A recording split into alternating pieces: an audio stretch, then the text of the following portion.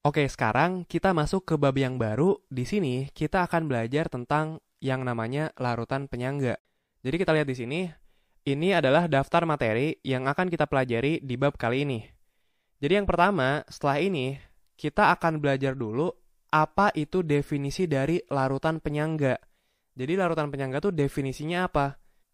Fungsinya tuh apa? Cirinya itu seperti apa? Nah, kemudian kita akan belajar cara kerja dari larutan penyangga. Di sini kita akan belajar kenapa larutan penyangga itu bisa berfungsi seperti itu. Kenapa dia itu bisa bersifat seperti itu. Nah, kemudian kita akan mempelajari larutan penyangga asam. Jadi larutan penyangga itu bisa kita golongkan ke dalam dua kategori, yaitu larutan penyangga asam dan larutan penyangga basa. Nah, kita akan belajar satu persatu. Di sini nanti kita akan belajar bagaimana cara kita membuat larutan penyangga. Jadi, senyawa-senyawa apa saja yang perlu kita campurkan untuk membuat larutan penyangga. Nah, kemudian kita akan belajar bagaimana cara menghitung pH dari suatu larutan penyangga. Nah, kita akan belajar yang pertama untuk larutan penyangga asam, kemudian kita akan belajar untuk larutan penyangga yang basa. Nah, baru kemudian di bagian terakhir, mudah-mudahan kita akan belajar tentang kapasitas dari larutan penyangga. Nah, ini materi yang terakhir. Jadi, ini adalah daftar topik yang akan kita bahas di bab larutan penyangga. Oke, kita lanjut. Kita akan membahas tentang definisi dari larutan penyangga. Nah, tapi sebelum kita bahas tentang definisi dari larutan penyangga, kita kilas balik dulu beberapa konsep penting yang sudah sempat kita pelajari dan akan sangat terkait dengan konsep-konsep yang akan kita pelajari di bab larutan penyangga. Oke, yang pertama, ini menurut Arrhenius, definisi asam dan basa. Jadi asam itu adalah senyawa yang dapat melepaskan ion H+ dalam pelarut air. Contohnya senyawa HCl. HCl, H dan Cl di sini, dia tuh bisa berpisah. HCl tuh bisa terionisasi, sehingga H dan Cl-nya terpisah, membentuk ion H+ dan ion Cl-. Nah, di sini ada ion H+. HCl itu dapat melepaskan ion H+. Berarti HCl itu tergolong ke dalam asam. Nah, sementara basa itu adalah senyawa yang dapat melepaskan ion OH-. Contohnya NaOH. NaOH dia dapat terionisasi. Na dan OH di sini dapat terpisah, membentuk ion Na+ dan ion OH-. Nah, di sini ada ion OH-. Dia dapat melepaskan ion OH- sehingga NaOH itu tergolong ke dalam basa. Nah, kemudian yang penting tentang asam dan basa itu adalah nilai pH. Kita sudah belajar bahwa bedanya asam dan basa, untuk larutan asam, cirinya dia itu punya pH kurang dari 7. Jadi kalau pH-nya kurang dari 7 itu asam, sementara kalau pH-nya lebih dari 7 itu basa. Nah, jadi yang pH-nya kecil itu asam, yang pH-nya besar itu adalah basa. Nah, sementara yang pH-nya itu sama dengan 7, itu disebut dengan larutan netral. Jadi kalau pH-nya 7, itu disebut dengan larutan netral. Nah, contoh dari larutan netral itu adalah H2O. Karena H2O itu punya pH di sekitar 7. Oke, kemudian kita juga sudah belajar tentang asam kuat, asam lemah, basa kuat, basa lemah. Jadi, asam itu ada yang kuat, ada yang lemah. Begitupun basa, basa tuh ada yang kuat, ada yang lemah. Nah, ini konsep rincinya sudah kita bahas di bab asam basa. Oke, kemudian yang penting ini nih. Di bab asam basa, kita sudah belajar suatu konsep yang disebut dengan pasangan asam basa konjugasi, yaitu pasangan antara asam dan basa. Nah, jadi tiap asam itu punya pasangan basa konjugasinya. Begitupun dengan basa, punya pasangan asam konjugasinya. Nah, jadi ada pasangan antara asam dan basa, yang cirinya mereka itu berselisih satu buah ion H+. Jadi pada pasangan asam basa konjugasi, si asam itu selalu memiliki satu buah ion H+ lebih banyak dibandingkan basa. Contohnya bisa kita lihat di sini. Contohnya nih, ini asamnya itu adalah HCl. Pasangannya itu adalah Cl-. Nah, HCl di sini asam, Cl- itu basa. Mereka itu adalah pasangan asam basa konjugasi. Mereka itu saling berpasangan. Kenapa? Karena mereka itu berselisih satu buah ion H+. Di mana si asam itu ion H+-nya lebih banyak. Si asam ini punya satu buah ion H+ lebih banyak dibandingkan pasangannya. Begitupun dengan pasangan-pasangan yang lain. Jadi misalnya kita punya suatu basa nih, yaitu NH3. Terus kita pengen tahu pasangannya apa? apa asam yang merupakan pasangan dari basa NH3. Ya udah, tinggal kita tambahin satu buah ion H+. Karena basa konjugasi, kita tambah satu buah ion H+, maka dia akan menjadi pasangan asam konjugasinya. Jadi NH3, kita tambahkan satu buah ion H+, berarti dia menjadi NH4+. Nah, di sini juga ada nih, basanya NH3, pasangan asamnya itu adalah NH4+. Nah, sebaliknya, misalnya kita punya suatu asam, misalnya HNO3. Terus ditanya, apa basa yang merupakan pasangan dari si asam HNO3 ini? Ya udah, tinggal kita buang satu buah H+ dari sini. Karena asam konjugasi itu adalah basa konjugasi tambah satu buah ion H+. Kita buang satu ion H+ di sini. Sehingga menjadi NO3-. Nah, di sini HNO3 asam pasangannya itu adalah NO3-. Nah, itu tentang pasangan asam basa konjugasi. Dan kalau kita amati di sini, si asam pasti besar muatannya itu satu buah lebih banyak dibandingkan si basa. Besar muatannya pasti satu buah lebih banyak. Jadi misalnya, kalau dia muatannya itu positif 1, pasti si basa muatannya 0. Ini 1, ini 0. Ini satu buah lebih banyak. Begitupun misalnya kalau dia muatannya 0. Ini NH3, dia muatannya 0. Pasti pasangan basanya itu muatannya negatif 1. 0 itu satu buah lebih banyak dibandingkan negatif 1. Begitupun kalau si asam muatannya negatif 1, pasti si basanya muatannya negatif 2. Negatif 1 itu satu buah lebih banyak dibandingkan negatif 2. Nah, jadi itu tentang pasangan asam basa konjugasi. Oke, sekarang kita lihat definisi dari larutan penyangga. Jadi, definisinya larutan penyangga itu adalah larutan yang dapat mempertahankan nilai pH-nya di kisaran tertentu. Jadi pH suatu larutan penyangga itu tidak akan banyak berubah ketika terjadi penambahan asam ataupun basa. Misalnya gini, di sini kita punya larutan H2O misalnya. H2O itu bukan larutan penyangga. H2O bukan larutan penyangga. Jadi misalnya di sini kita punya H2O, kita tahu H2O itu pH-nya di sekitar 7. Misalnya ini H2O murni, pH-nya itu sama dengan 7. Nah, misalnya si H2O ini, di sini kita tambahkan suatu asam. Kita tambahkan suatu asam, misalnya HCl. Nah, di sini, ketika kita tambahkan asam HCl ke sini, maka pH dari larutannya itu akan berubah. Yang awalnya 7, bisa jadi setelah kita tambahkan HCl, nanti pH-nya berubah jadi 3. Nah, dia berubah drastis. Yang awalnya 7, jadi 3. Begitupun misalnya si H2O ini kita tambahkan basa, misalnya basa NaOH. H2O yang awalnya pH-nya sama dengan 7, ketika kita tambahkan basa NaOH, pH-nya bisa berubah. Dari 7 misalnya pH-nya bisa berubah jadi 10. Nah, dia berubah drastis juga nih, dari 7 jadi 10. Kalau ditambahin basa pH-nya naik, kalau ditambahin asam pH-nya turun. Nah, tapi dua-duanya sama. Ketika kita tambahkan asam atau basa, si H2O ini dia itu mengalami perubahan pH yang cukup drastis. Kenapa? Karena H2O itu bukan larutan penyangga. Dia itu tidak dapat mempertahankan nilai pH-nya. Nah, beda kalau kita punya larutan penyangga. Kalau kita punya larutan penyangga, misalnya larutan penyangga yang kita punya itu pH-nya 6, ini juga sama, pH-nya sama dengan 6.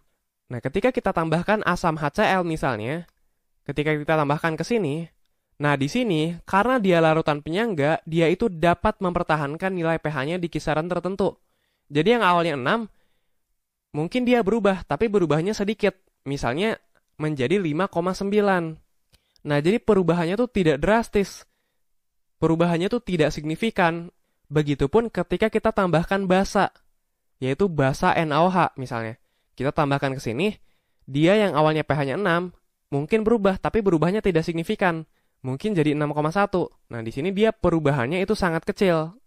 Nah, ini alasannya gara-gara si larutan penyangga itu dapat mempertahankan nilai pH-nya di kisaran tertentu. Jadi pH-nya itu tidak akan banyak berubah ketika terjadi penambahan asam atau basa. Ketika kita tambahkan asam, pH-nya berkurang, tapi berkurangnya dikit.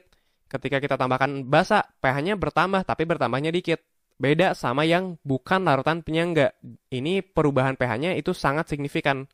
Nah, sekarang pertanyaannya, yang disebut dengan larutan penyangga itu apa? Jadi apa isi dari larutan penyangga? Kandungannya tuh apa? Kita lihat di sini. Nah, jadi kandungan dari larutan penyangga itu adalah pasangan asam basa konjugasi. Jadi kalau kita punya suatu larutan, terus kemudian isinya itu adalah pasangan asam basa konjugasi, maka larutan tersebut itu akan berfungsi sebagai larutan penyangga. Misalnya di sini kita punya suatu larutan yang isinya adalah HCl dan Cl-. Di sini kita punya suatu larutan, kemudian isinya itu adalah HCl dan Cl-. Nah, karena HCl dan Cl- itu adalah pasangan asam basa konjugasi, maka larutan ini itu akan berperan sebagai larutan penyangga. Pokoknya kalau kita punya larutan yang isinya itu pasangan asam basa konjugasi, maka si larutan tersebut itu akan berperan sebagai larutan penyangga. Nah, larutan penyangga itu ada dua jenis. Ada larutan penyangga asam, ada larutan penyangga basa. Bedanya apa? Jadi, larutan penyangga asam itu adalah asam lemah dan basa konjugasinya. Sementara larutan penyangga basa itu adalah basa lemah dan asam konjugasinya. Nah, kita tahu ini adalah contoh dari senyawa-senyawa yang merupakan asam lemah. Nah, katanya kan larutan penyangga asam itu adalah asam lemah dan basa konjugasinya. Artinya asam lemah dan pasangan basa konjugasinya. Nah, sekarang pertanyaannya, ini kan diketahui asam lemahnya. Kalau ditanya, apa basa yang merupakan pasangan konjugasi dari asam lemah di sini? Ya udah, caranya sudah kita pelajari tadi. Tinggal kita kurangi satu buah ion H+ dari sini. Kalau CH3COH berarti CH3COO. Nah, dia kehilangan satu buah ion H+. Nah, tapi ingat muatannya. Pada pasangan asam basa konjugasi, muatan si asam itu pasti satu buah lebih banyak daripada muatan si basa. Kalau ini muatannya 0, dia kan tidak bermuatan. Berarti ini muatannya negatif 1.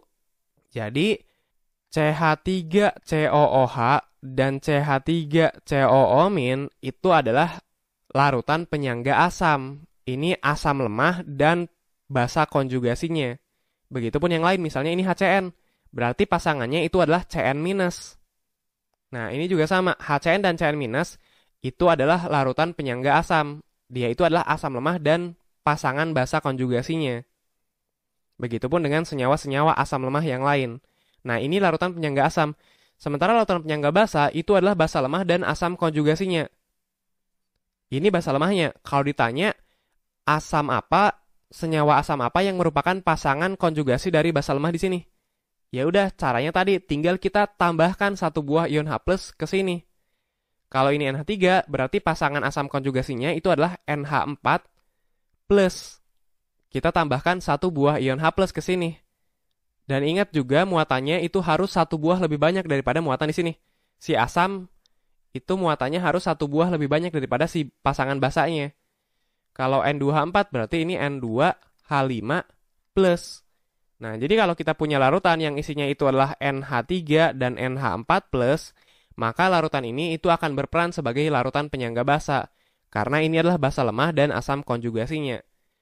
Nah, yang akan kita bahas di video setelah ini, kita akan membahas kenapa si larutan penyangga itu tuh dapat mempertahankan nilai pH-nya.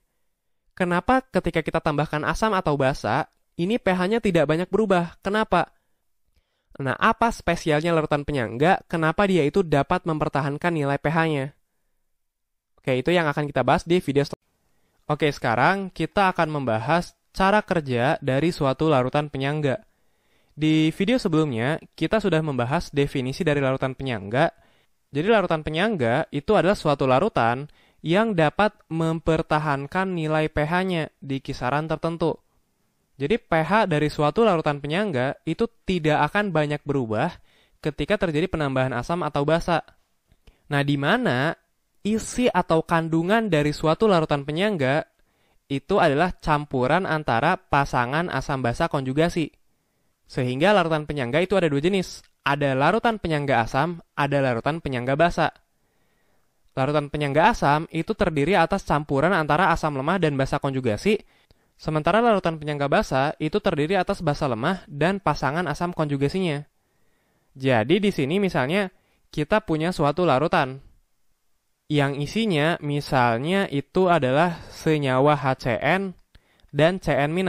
Kita punya suatu larutan isinya itu adalah HCN dan CN-.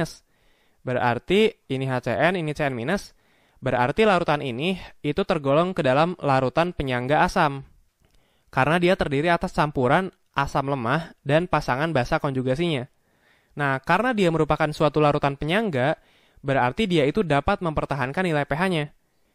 Jadi misalnya di sini kita tambahkan suatu basa, si larutan ini yang misalnya pH awalnya itu 6, ketika kita tambahkan basa ke sini, dia itu memiliki kemampuan untuk mempertahankan nilai pH-nya.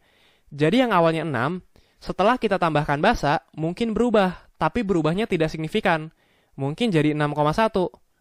Nah, dia itu dapat mempertahankan nilai pH-nya. Nilai pH-nya itu tidak banyak berubah ketika kita tambahkan basa, ataupun misalnya nanti ketika kita tambahkan asam. Nah, ini yang akan kita bahas di video kali ini. Kenapa suatu larutan penyangga itu memiliki kemampuan untuk mempertahankan pH-nya, meskipun di sini kita tambahkan basa atau asam. Oke, sebelum kita bahas cara kerja dari larutan penyangga, kita bahas dulu sedikit konsep pH dan pOH yang sudah sempat kita pelajari di bab asam basa. Jadi, larutan-larutan yang akan kita bahas sepanjang semester ini,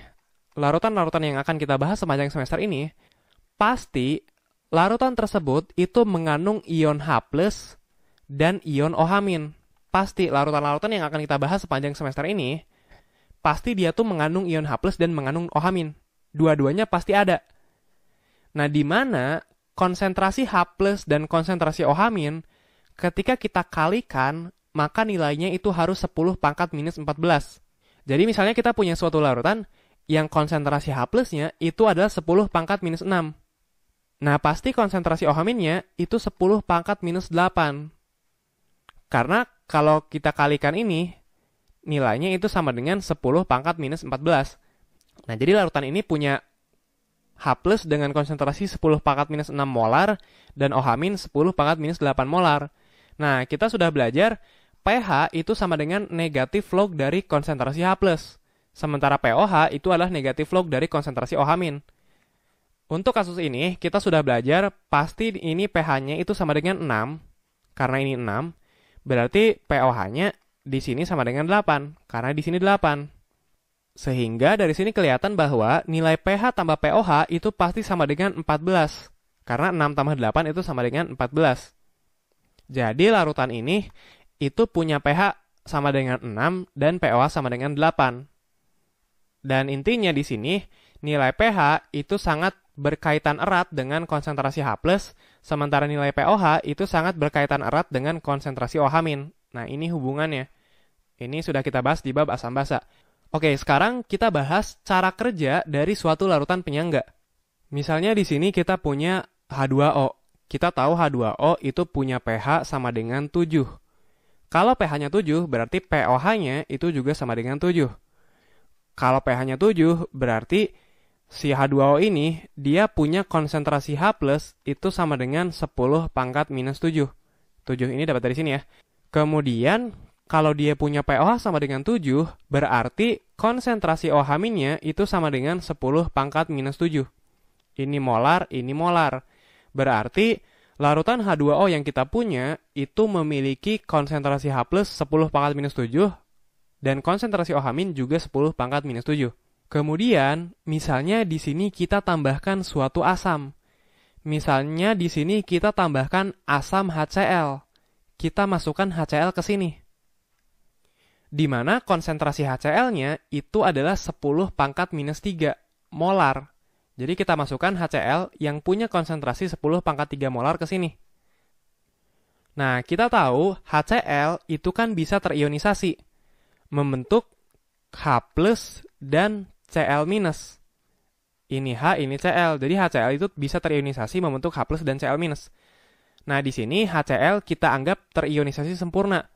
Sehingga, kalau kita punya konsentrasi HCl 10 pangkat 3 molar, artinya si HCl ini punya konsentrasi H+ juga 10 pangkat 3 molar. 10 pangkat minus 3 molar. Artinya apa? Artinya, ada ion H+ sebesar 10 pangkat minus 3 molar yang kita masukkan ke larutan ini. Nah, jadi sekarang di H2O ini, di wadah ini, konsentrasi H+-nya itu udah enggak lagi 10 pangkat minus 7. Karena ini nih. ketambahan 10 pangkat minus 3 dari sini. Jadi sekarang konsentrasi H+-nya itu adalah 10 pangkat minus 3 yang dari HCl ini, 10 pangkat minus 3 ditambah 10 pangkat minus 7. Karena di sini awalnya udah ada 10 pangkat minus 7. Berarti total ion H+ yang ada di wadah ini itu adalah 10 pangkat minus 3 molar ditambah 10 pangkat minus 7 molar. Nah, kita lihat di sini, 10 pangkat minus 3 itu kan jauh lebih besar daripada 10 pangkat minus 7. Jadi, ini sebenarnya sama aja kayak kita nambahin 10.000, kita tambahin 1. 10.000 tambah 1 kan nilainya berapa? Nilainya kan mendekati 10.000 juga ya. Ini 1 ini nggak signifikan, karena 1 jauh lebih kecil daripada 10.000. Nah, di sini juga sama. 10 pangkat minus 7 itu jauh lebih kecil daripada 10 pangkat minus 3. Sehingga ini sebenarnya bisa kita abaikan, sama kayak di sini. Berarti konsentrasi ion H+ yang ada di wadah ini sekarang menjadi 10 pangkat minus 3 molar. Jadi konsentrasi H+-nya menjadi 10 pangkat minus 3, berarti kalau H+-nya 10 pangkat minus 3, pH-nya berarti menjadi 3.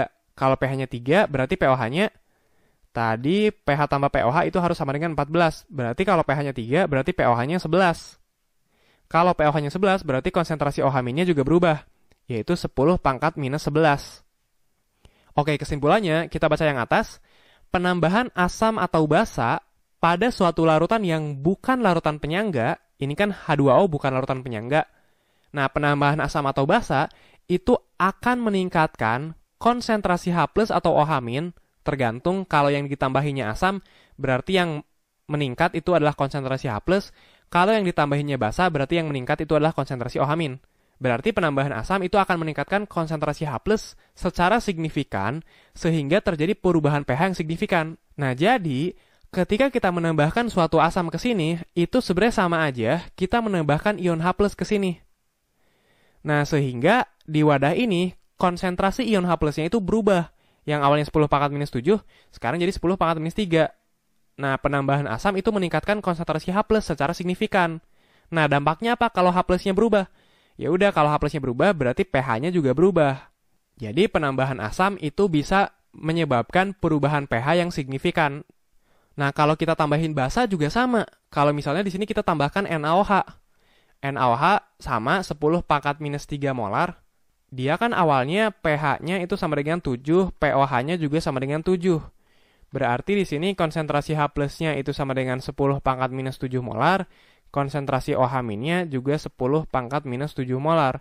Nah, ketika kita tambahkan NaOH, ini kan NaOH bisa terionisasi membentuk Na+ dan OH-. Kalau ini 10 pangkat minus 3, berarti OH di sini juga 10 pangkat minus 3 molar. Artinya, ketika kita menambahkan NaOH ke sini, itu sebenarnya sama aja kita menambahkan ion OH- ke sini. Jadi, di wadah ini, konsentrasi OH-nya udah nggak lagi 10 pangkat minus 7, tapi 10 pangkat minus 3 tambah 10 pangkat minus 7. Tadi kita tahu jawabannya itu mendekati 10 pangkat minus 3 molar. Jadi, konsentrasi OH-nya berubah jadi 10 pangkat minus 3, berarti pOH-nya jadi 3, 3-nya dari sini. Kalau pOH-nya 3, berarti pH-nya jadi 11, berarti H+-nya jadi 10 pangkat minus 11. Nah, jadi sama, penambahan basa itu akan meningkatkan konsentrasi OH- secara signifikan. Dan dampaknya sama, terjadi perubahan pH yang signifikan. Dari yang awalnya pH-nya 7, sekarang berubah jadi 11. Di sini juga sama tadi. Dari yang awalnya pH-nya 7, berubah jadi 3. Nah, itu gara-gara H2O itu bukan larutan penyangga. Nah, kenapa larutan penyangga itu spesial? Kenapa dia itu dapat mempertahankan nilai pH-nya? Gara-gara larutan penyangga itu memiliki kemampuan untuk mencegah peningkatan konsentrasi H+ atau OH- tersebut. Jadi si H2O, dia tuh nggak punya kemampuan untuk mencegah peningkatan konsentrasi H+ ataupun OH-. Jadi ketika kita tambahkan HCl ke sini, ya udah, konsentrasi ion H+ di H2O itu akan berubah secara drastis. Sehingga karena konsentrasi H+-nya berubah drastis, pH-nya juga berubah drastis. Nah, larutan penyangga tuh beda. Larutan penyangga, dia tuh punya kemampuan untuk mencegah peningkatan konsentrasi H+ ataupun konsentrasi OH-. Nah, caranya gimana? Kita lihat di sini.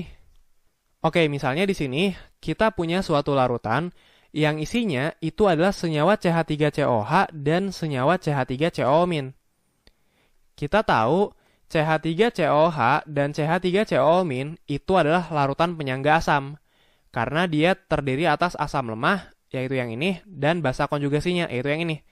Jadi, larutan yang kita punya di sini itu tergolong ke dalam larutan penyangga asam, di mana CH3COH itu berperan sebagai asamnya, dan CH3COO- itu berperan sebagai basa konjugasinya. Nah, sekarang gini, misalnya, ke dalam larutan penyangga ini, kita tambahkan asam, yaitu asam HCl. Kita tahu tadi, HCl itu bisa terionisasi membentuk H+ dan Cl-. Artinya, ketika kita menambahkan asam ke sini, itu sebenarnya sama aja kita menambahkan ion H+ ke sini. Nah, tadi, untuk larutan yang bukan larutan penyangga, penambahan asam alias penambahan ion H+ ke larutan ini, itu akan menyebabkan meningkatnya konsentrasi H+ di wadah ini. Karena ya udah, H+ yang dari asam masuk ke sini bertambah. Jadi sekarang konsentrasi H+ yang ada di wadah ini jadi banyak. Jumlah ion H+ yang ada di wadah ini jadi banyak. Nah, larutan penyangga itu bisa mencegah si H+ ini terakumulasi di sini. Si larutan penyangga ini itu punya kemampuan untuk mencegah peningkatan jumlah ataupun konsentrasi dari ion H+ di sini. Nah, caranya gimana? Jadi, pada larutan penyangga, ketika dilakukan penambahan asam, H+ dari asam tersebut itu akan bereaksi dengan si basa konjugasinya. Nah, jadi H+ di sini, itu kalau kita masukkan ke sini, dia itu akan langsung bereaksi dengan si basa konjugasinya. Nah, H+ akan bereaksi dengan basa konjugasi. Jadi, untuk kasus ini, si H+ itu akan bereaksi dengan CH3COO-. Membentuk apa? Membentuk CH3COOH. Nah, ini kan asam konjugasinya. CH3COOH itu yang ini. Nah, jadi H+ yang masuk ke sini itu bakal langsung bereaksi dengan CH3COO-. Nah, dampaknya jumlah ion H+ di wadah ini itu tidak akan banyak berubah. Jadi peningkatan konsentrasi H+ itu bisa dicegah. Karena si H+ itu tidak akan terkumpul di sini. Dia akan langsung dibuat bereaksi dengan si basa konjugasinya. Beda sama yang tadi. Kalau tadi H+ yang masuk sini ya udah, jumlah ion H+ di wadah ini itu akan bertambah terus. Sehingga jumlah ion H+ totalnya akan berubah, pH-nya bakal berubah. Nah, untuk larutan penyangga enggak. Si H+ yang masuk ke sini itu langsung bereaksi dengan basa konjugasi. Sehingga perubahan ion H+ di wadah ini itu tidak akan terlalu besar. Nah, kalau ion H+-nya tidak banyak berubah, berarti pH-nya juga tidak akan terlalu banyak berubah.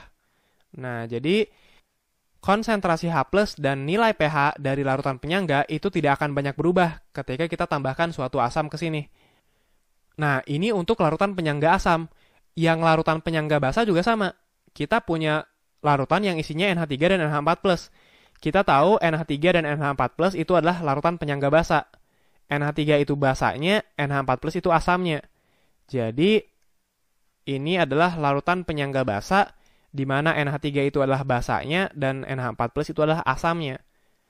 Nah, ketika kita tambahkan HCl ke sini, alias ketika kita tambahkan ion H+ ke sini, sama juga si ion H+ ini akan bereaksi dengan basa konjugasi. Si ion H+ akan bereaksi dengan basanya yaitu NH3. Nah, di sini produk yang akan terbentuk itu adalah asam konjugasinya alias NH4+. Nah, asam konjugasi yang ini.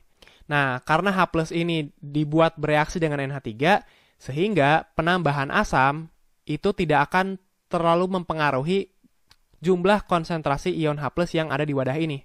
Karena si H+-nya kita buat bereaksi. Sehingga kalau H+-nya cenderung tidak banyak berubah, berarti pH-nya juga tidak terlalu banyak berubah. Oke, ini untuk penambahan asam. Penambahan basa juga mirip. Di sini kita punya larutan yang tadi ya, sama di sini. Ini adalah larutan penyangga asam, ini asamnya, ini basa konjugasinya. Kalau misalnya kita tambahkan basa di sini, yaitu NaOH, ini kan ada Na+ dan OH-. Artinya ketika kita menambahkan NaOH ke sini, itu sama aja kita menambahkan ion OH- ke sini. Nah, pada larutan penyangga, ketika dilakukan penambahan basa, OH- dari, OH- dari basa tersebut, itu akan bereaksi dengan asam konjugasinya. Nah, jadi si OH- ini akan bereaksi dengan si asamnya. Asam tuh yang CH3COH, berarti OH- ini akan dibuat bereaksi dengan CH3COH. Sehingga di sini terbentuk basa konjugasinya. Di sini CH3COH itu akan mentransfer satu buah ion H+ ke si OH-. Jadi produknya itu adalah CH3COO- dan H2O. Nah, ini adalah basa konjugasi. Ini adalah basa konjugasinya. Jadi sebenarnya sama. Peningkatan konsentrasi OH- bisa dicegah. OH- yang masuk ke sini itu tidak akan berkumpul semua di wadah ini, tapi dia akan langsung bereaksi dengan si asam konjugasi. Sehingga peningkatan konsentrasi OH- bisa dicegah, sehingga pH larutan itu tidak akan terlalu banyak berubah. Begitupun larutan penyangga basa juga mirip. Di larutan penyangga basa, ketika kita tambahkan NaOH, berarti ada OH- yang masuk ke sini. Nah, si OH- ini akan langsung dibuat bereaksi dengan asam konjugasi. Ini tadi NH3-nya basa, NH4 asam. Berarti OH- ini akan bereaksi dengan NH4. Di sini, dia akan mentransfer satu buah ion H+ ke sini. Jadi produknya adalah NH3, yaitu basa konjugasinya tambah H2O. Nah, jadi sama. OH- yang masuk sini itu tidak akan terkumpul di wadah ini, tapi dia akan langsung dibuat bereaksi dengan asam konjugasi ini. Nah, itulah kenapa larutan penyangga itu dapat mempertahankan nilai pH-nya. Kenapa ketika kita tambahkan asam atau basa, pH larutan penyangga itu tidak akan banyak berubah. Nah, karena H+ ataupun OH- yang masuk ke suatu larutan penyangga itu akan dibuat bereaksi. Si H+ ini akan dibuat bereaksi dengan basa konjugasi, sementara si OH- ini akan dibuat bereaksi dengan asam konjugasi. Jadi H+ dan OH- tidak akan terkumpul, beda sama yang tadi. Untuk yang bukan larutan penyangga, ketika kita tambahkan asam, H+-nya tuh bakal kekumpul di sini. Dia tuh nggak akan bereaksi sama siapa-siapa. Begitupun ketika kita tambahkan basa, OH yang masuk ke sini, dia tuh akan terkumpul di sini. Dia tuh nggak akan bereaksi sama siapa-siapa. Nah, beda untuk larutan penyangga, H+ dan OH-nya itu akan dibuat bereaksi. Oke, sekarang kita lihat ringkasannya. Jadi, penambahan asam ataupun basa pada larutan yang bukan larutan penyangga itu akan meningkatkan konsentrasi dari H+ atau OH- secara signifikan. Dampaknya terjadi perubahan pH yang signifikan. Nah, larutan penyangga itu punya kemampuan untuk mencegah peningkatan konsentrasi H+ atau OH- tersebut. Nah, gimana caranya? Jadi, pada larutan penyangga, ketika kita tambahkan suatu asam, H+ dari asam tersebut akan bereaksi dengan basa konjugasi. Jadi, H+ akan bereaksi dengan basa konjugasi, membentuk asam konjugasi. Nah, dampaknya peningkatan H+ itu bisa dicegah, sehingga pH tidak akan terlalu banyak berubah. Begitupun ketika kita tambahkan basa, OH- dari basa tersebut itu akan bereaksi dengan asam konjugasi. OH- akan bereaksi, membentuk basa konjugasinya. Nah, dampaknya peningkatan konsentrasi OH- bisa dicegah dan pH larutan penyangga tidak akan terlalu banyak berubah. Oke, jadi itu adalah cara kerja dari larutan penyangga. Itulah kenapa larutan penyangga itu dapat mempertahankan pH-nya. Demikian pembelajaran kali ini. Semoga teman-teman mengerti dengan penjelasan yang kakak sampaikan. Jika ada yang belum dipahami, teman-teman bisa tanyakan di kolom komentar ya.